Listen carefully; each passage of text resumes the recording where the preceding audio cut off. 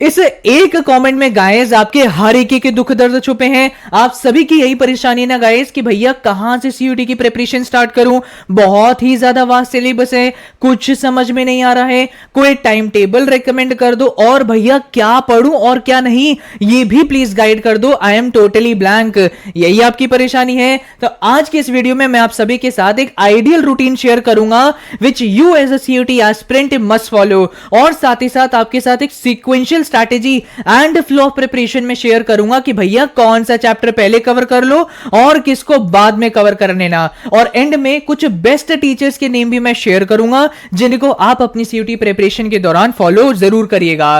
सो एक वीडियो में सारी परेशानी आपकी आंसर हो जाएगी, एंड तक जरूर देख लीजिएगा। Now here is your ideal routine guys. आप सभी को मिनिमम कितने घंटे पढ़ाई करनी चाहिए? मैं बोलूंगा कि आपको मिनिमम 8 to 9 आवर्स पढ़ाई करनी चाहिए। अब आप लोग कई सारे बुद्धिजीवियों की बात सुन के आए हैं कि भैया जब आपका मन करे तब पढ़ना चाहिए। नाउ रियलिटी इज कि आप सभी इतने ज्यादा डिस्ट्रैक्टेड हैं कि अब आपको पढ़ाई करने में मजा ही नहीं आता है। आपको मेनली मजा आता है रील्स स्क्रॉल करने में, यूट्यूब देखने में, बड़े बड़े क्रिएटर्स हैं आशीष चंचलानी, इन सबकी पुरानी वीडियोस देखने में, या फिर आप सभी को वेब सीरीज देखने में। पढ़ाई में मजा नहीं आता है, इसीलिए आपने ऑब्जर्व किया होगा कि पूरे साल पढ़ाई करने की बजाय बोर्ड्स में आप बिल्कुल लास्ट मिनट तक पढ़ाई करते रहते हैं। बट सीयूटी में ऐसे नहीं चलेगा, आपको अपने आप को पढ़ाई करने के लिए फोर्स करना पड़ेगा। मेरा ये रिकमेंडेशन होगा कि सुबह सुबह 7 बजे जरूर आपको उठना पड़ेगा। ना जितने भी बच्चे इतने ज्यादा डिस्ट्रैक्शन में नहीं डूबे हुए, आपके लिए ये आइडियल रूटीन फॉलो करना आसान है, बट जो डूबे हुए हैं प्लीज इसको फोर्सफुली अपने आप अप्लाई करने की कोशिश करिए। सुबह जल्दी उठो। नहीं उठ पा रहे हो, अगर आप सुबह 10-11 बजे उठते हैं लेकिन रात तक अगर आप प्रोडक्टिवली पढ़ाई कर पा रहे हैं देन दैट इज फाइन, लेकिन रात में भी प्रोडक्टिवली पढ़ाई नहीं हो पा रही है तो भैया जल्दी सो जल्दी उठो, यही बेटर है।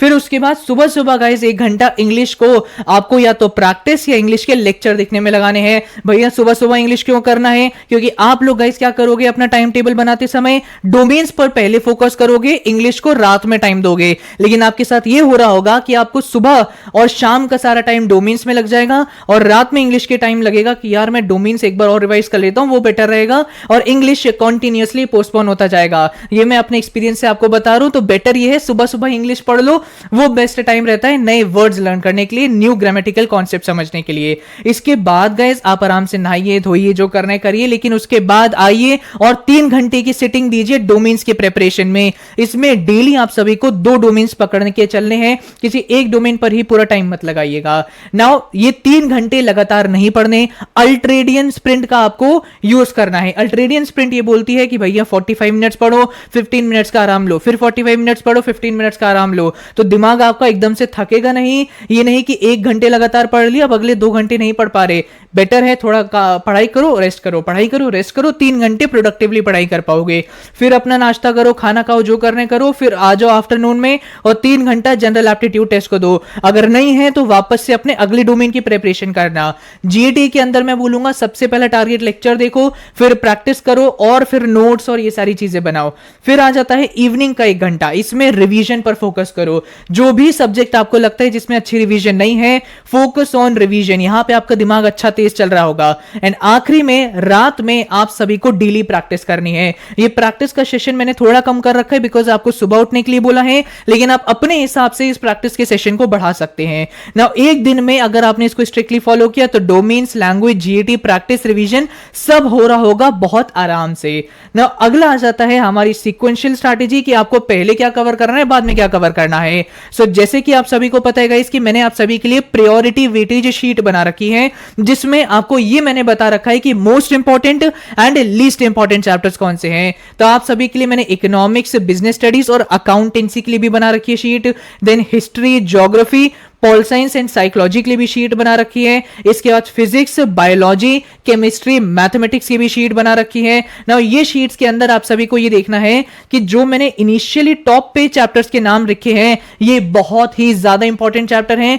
इन चैप्टर को खत्म करने का सबसे पहला टारगेट रखो और फिर जाके गए आप सभी इन चैप्टर्स पर टाइम दीजिएगा। तो यहां से आपको ये पता चलता है कि पहले कौन से चैप्टर पे ध्यान दें और फिर जाके कौन से चैप्टर्स पे ध्यान दें। इस तरह से अपनी प्रिपरेशन करो तो आपका जो क्वेश्चन था कि क्या पहले पढ़ूं क्या बाद में पढ़ूं, यहां से ही क्लियर हो जाता है। अब भैया ये मैं कहां से डाउनलोड कर सकता हूं? सिंपली आप सभी को प्ले स्टोर पे जाके मेरा ऐप टाइप कर दीजिएगा, करियर टेक ऑफ ऐप सामने आ जाएगा, उसको डाउनलोड करिए। फ्री मटेरियल सेक्शन में जाके ये सब आप डाउनलोड कर सकते हैं। बट इसी के साथ साथ इंग्लिश के लिए ना आपके लिए मैंने वोकैबुलरी और ग्रामर के मॉड्यूल्स रेडी कर लिए, वो भी डाउनलोड कर लीजिएगा। नाउ इतनी सारी चीजें गाइस मैं आप सभी को बता रहा हूं, आपकी जिम्मेदारी बनती है कि इस चैनल को जरूर सब्सक्राइब कर लीजिए। आगे बहुत आप सभी की अपडेट्स आने वाली हैं, admit card, city intimation slip से रिलेटेड वो सब मैं बताऊंगा। लेक्चर्स आप सभी को प्रोवाइड कर रहा हूं, फ्री ऑफ कॉस्ट गाइड कर रहा हूं और इतना बेहतरीन हाई क्वालिटी स्टडी मटेरियल दे रहा हूं, तो सब्सक्राइब जरूर कर लीजिएगा। अरे रुको रुको गाइस, अभी कई इंपॉर्टेंट क्वेश्चंस का जवाब देना बाकी है कि क्या सीयूईटी के लिए एनसीईआरटी इनफ है? सो कंटेंट वाइज अगर मैं बोलूं so this is more than enough, but भैया अंडरस्टैंडिंग वाइज क्या मामला है? तो इकोनॉमिक्स जैसा सब्जेक्ट के लिए मैं बोलूंगा अंडरस्टैंडिंग वाइज एनसीईआरटी आपके लिए थोड़ी प्रॉब्लमैटिक हो सकती है। जैसे इस बार मैक्रो माइक्रो इकोनॉमिक्स आएगा, अदरवाइज पहले जो इंडियन इकोनॉमिक डेवलपमेंट आता था NCERT was more than enough, but macro micro के लिए एनसीईआरटी थोड़ा सा अंडरस्टैंडिंग वाइज डिफिकल्ट हो जाती है, तो ज्यादातर लोग एडिशनल बुक यहां पे इस्तेमाल करते हैं। मैंने संदीप गर्ग रेफर करी थी, आप अगर कोई एडिशनल बुक का इस्तेमाल कर रहे हैं तो आप उसी को आगे यूज करते रहिएगा, एनसीईआरटी पर आने की जरूरत नहीं है। Now humanities, science and business studies subject के लिए मैं खासकर बोलूंगा कि आप सभी एनसीईआरटी पर ही स्टक रहिएगा। इसके बाद क्वेश्चन वाइज अगर मैं बोलूं तो ये आपको भी पता है that it is not at all enough, आगे चल के आपको कोई ना कोई टेस्ट सीरीज इनरोल करनी ही पड़ेगी। ना आखिरी में रिवीजन वाइज भैया क्या है? ना रिवीजन वाइज अगर मैं बोलूं तो इट डिपेंड्स ऑन यू। बहुत सारे ऐसे स्टूडेंट्स होते हैं जो अपनी एनसीईआरटी की किताब में ही हाईलाइटर से इंपॉर्टेंट चीजें हाईलाइट कर लेते हैं, या फिर जो कोने में रफ रहता है वहां पर अपने शॉर्ट नोट्स बना लेते हैं एंड उसके थ्रू रिवीजन करते हैं। अगर इस तरह रिवीजन करना आपको ठीक लगता है तो आपके लिए ठीक है, अदरवाइज अगर आप अपने अलग नोट्स बनाते हैं तो आप वहां से रिवीजन करिएगा। सो रिवीजन पार्ट के लिए मैं बोलूंगा it depends on you. Now अब मैं आपको बताता हूं बेस्ट टीचर्स के बारे में, that too stream wise. Now commerce की अगर मैं बात करूं तो मैं रजत अरोड़ा सर आपको रेकमेंड करूंगा। क्यों रेकमेंड करूंगा? क्योंकि मैंने खुद इनसे प्रिपरेशन करी है, अपने बोर्ड एग्जाम और सीयूटी एग्जाम के अंदर दोनों में इकोनॉमिक्स में मेरे फुल नंबर आ रखे हैं। और रजत अरोड़ा सर मैं इसलिए रेकमेंड करता हूं बिकॉज वो अपने वन शॉट लेक्चर जो उनके आते हैं उसी में ही इंपॉर्टेंट क्वेश्चन भी सॉल्व करवा देते हैं और कॉन्सेप्ट भी क्लियर हो जाते हैं। अदरवाइज कई टीचर्स का ऐसा होता है कि कॉन्सेप्ट की एक अलग वीडियो आती है एंड अपने क्वेश्चंस की अलग वीडियो आती है, तो टाइम कंजम्पशन हमारा बढ़ जाता है। बाकी डिपेंड्स ऑन यू, जो भी टीचर से आप पढ़ना चाहते हैं पढ़ लीजिएगा। नाउ साइंस की अगर मैं बात करूं तो केमिस्ट्री के लिए भरत पंचाल सर, बायोलॉजी के लिए गरिमा गोयल मैम और बाकी फिजिक्स एंड केम के लिए ये दो चैनल्स में रेकमेंड करूंगा। नाउ ह्यूमैनिटीज के स्टूडेंट परेशान होते रहते हैं कि भैया हमें क्या करना चाहिए, तो मैग्नेट ब्रेन पर ही ना गाइस दिगराज सर के आपको ओल्ड लेक्चर मिल जाएंगे 12th के लिए, उनको आप रेफर करिएगा। ज्योग्राफी के लिए मैं बोलूं तो अमित सेन गुप्ता सर को रेफर करिएगा। अगर यहां पे कोई कंटेंट की कमी आए तो एक और टीचर हैं पूर्वी मैम, इनको आप जानते होंगे, उनके कुछ लेक्चर्स को आप चेकआउट कर सकते हैं। ना आखिरी में भैया इंग्लिश के लिए हमें क्या करना चाहिए? इंग्लिश के लिए मैं बोलूंगा तरुण ग्रोवर सर को आप रेफर करो या नीतू मैम को रेफर करो। बाकी कॉन्सेप्चुअल वे में तो मैं आपके लिए लेक्चर ला ही रहा हूं ना। भैया जीएटी के लिए हमें क्या करना है? तो जीएटी के लिए मैं बोलूंगा कि गाइस आपको 2 अप्रैल तक के लिए वेट करना है। कुछ ऐसा होने वाला है जो सीयूटी सेक्टर में पहले कभी नहीं हुआ है, बार बार मैं आपको बोल रहा हूं, इतनी क्वालिटी चीजें गाइस मैं आपको प्रोवाइड कर रहा हूं, तो 2 अप्रैल का और वेट कर लो, कुछ और भयंकर चीज यहां पर आपको मिल जाएगी। जीटी का संपूर्ण सोल्यूशन मैंने क्रिएट किया है, तो उसका वेट कर लीजिएगा। बाकी आई होप गाइस मैंने आपके सभी क्वेश्चंस आंसर कर दिए हैं। Thank you and all the very best.